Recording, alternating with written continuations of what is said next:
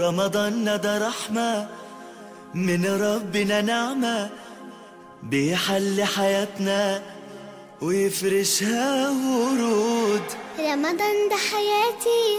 بسم الله الرحمن الرحيم. قال النبي صلى الله عليه وسلم: من قام رمضان إيمانا واحتسابا गुफ़िर लहू मा तक़द्दम मिन ज़ंबि। हुज़ूर सल्लल्लाहु अलैहि वसल्लम ने फरमाया, जो रमज़ान में ईमान के साथ और सवाब की उम्मीद में क़याम करे, रातों को जागे, उसकी साबिक़ा ज़िंदगी के सारे गुनाह माफ़ हो जाते हैं। अल्हम्दुलिल्लाह, अल्लाह ताला ने हमें और एक रमज़ान में दाखिल होने का मौका दिया। अल्लाह के नबी सल्लल्लाहु अलैहि वसल्लम ने फरमाया, रमज़ान की हर रात अल्लाह ताला अपने बंदों और बंदियों को जहन्नम से आज़ाद फरमाता है। वलिल्लाहि उतक़ाउ मिनन नार वज़ालिका कुल्ल लैला। हर रात अल्लाह ताला जहन्नम से लोगों को आज़ाद करता है। शाबान में जिनके बारे में फ़ैसला था कि इनको जहन्नम में जलना है, लेकिन रमज़ान की इबादत देख के अल्लाह ताला फ़ैसला करता है कि इनको जहन्नम से खुलासी दे दी जाए। तो इसीलिए अल्हम्दुलिल्लाह, तरावी के नमाज में जो जागता है, नमाज़ों का एहतिमाम करता है, अल्लाह के नबी सल्लल्लाहु अलैहि वसल्लम ने फरमाया, क़यामत के दिन कुरान सिफारिश करेगा। कुरान अल्लाह से कहेगा, या अल्लाह, मनअतुहुन नौम बिल्लैल फशफ़िअनी फ़ीह, मैंने इसको रात में सोने से रोका, या अल्लाह इसके हक़ में मेरी सिफारिश कबूल फरमा दीजिए। कुरान कहेगा कि या अल्लाह, दिन भर रोज़े से थका हुआ था, कामकाज में थका हुआ था, इबादत में थका हुआ था, जब इसने रोज़ा खोला तो निढाल हो रहा था कमजोरी से, लेकिन फिर भी ईशा के नमाज के बाद तरावी की नमाज के लिए खड़ा हुआ, कुरान सुनाने खड़ा हुआ, कुरान सुनने खड़ा हुआ,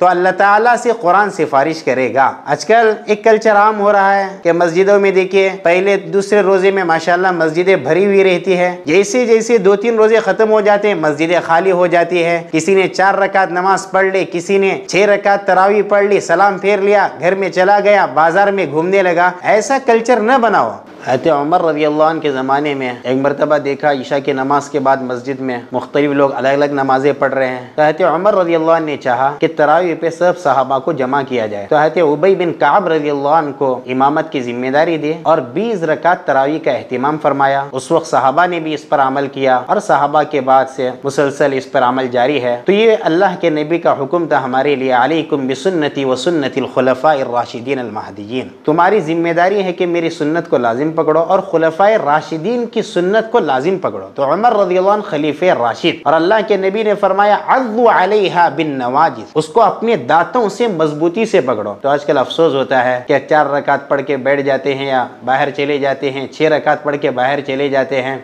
कोई बाजारों में चलता है। तो ये बाजार अल्लाह ने रखे क्यों? हमारा इम्तिहान लेने के लिए कि एक जगह पे तुम्हें लाखों करोड़ों कमाने का मौका है और मस्जिद में तुम्हें जन्नत कमाने का मौका मिल रहा है। जैसे जैसे रमज़ान के आखिरी अय्याम करीब आते जाते हैं, बाजार की तिजारत में इजाफा होता जाता है, तो अल्लाह ताला इम्तिहान ले रहा है। तरावी की नमाज को अहमियत देते हो या बाजारों में घूमने को अहमियत देते हो? इसीलिए भाइयों से और मेरी बहनों से बड़ी मोहब्बत से गुजारिश है कि इंशाअल्लाह रमज़ान की एक एक लम्हे को कीमती समझे। एक तरावी खत्म हुई, सोचो कि जिंदगी भर एक तरावी पढ़ने का मौका नहीं, शव्वाल में तरावी नहीं पढ़ सकते, रमज़ान के अलावा और किसी दिन तुम तरावी नहीं पढ़ सकते। इसीलिए तरावी एहतिमाम से पढ़िए और कोशिश कीजिए इमाम के साथ तकबीर तहरीमा में शामिल हो जाए। ऐसा न हो कि इमाम के रुकू में जाने का इंतजार कर रहे हैं, गोया अपने सर से बोझ उतार रहे हैं। तरावी पूरे एहतिमाम से पढ़े और कोशिश कीजिए रुकू आहिस्ता, सजदा आहिस्ता।